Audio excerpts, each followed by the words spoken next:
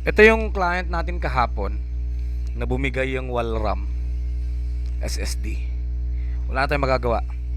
So ngayon, tuturo ko naman sa inyo, yaman lilandan na meron pa siyang ibang issue, which is overheating, mga kaibigan. Napansin ko, um, sabi nung kuya, nung may-ari na IT, tumitigil daw yung fan, which is nakita natin. And umiikot sa startup, then biglang tumitigil yun, just mga wala pang 10 seconds, then hindi na yun magre-rotate ulit. So ngayon, papalitan natin to. Meron naman tayong extra dito. And hopefully working pa. Sinabi ko na kay client na second hand na to. Extra ko lang dito sa shop pero working to.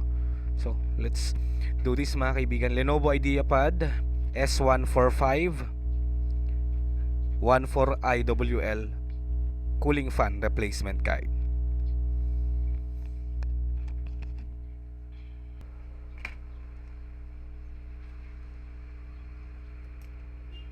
Una sa lahat, syempre, remove natin ang kanyang fan. Ay, yung battery. That's very important bago kayo gumalaw-galaw dyan.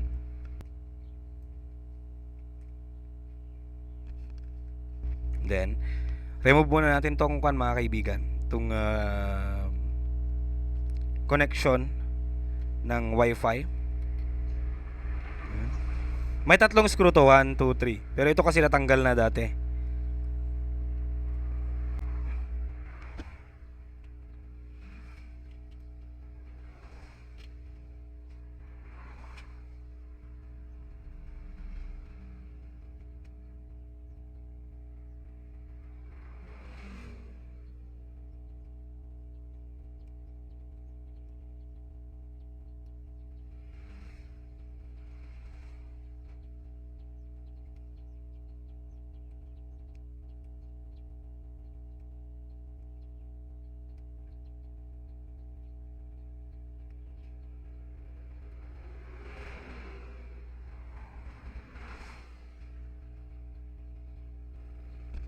Alright, so nailagay na natin.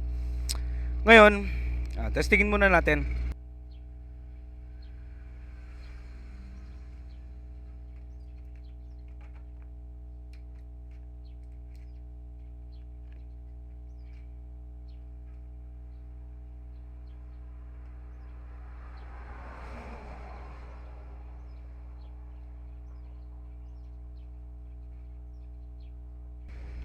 So far so good.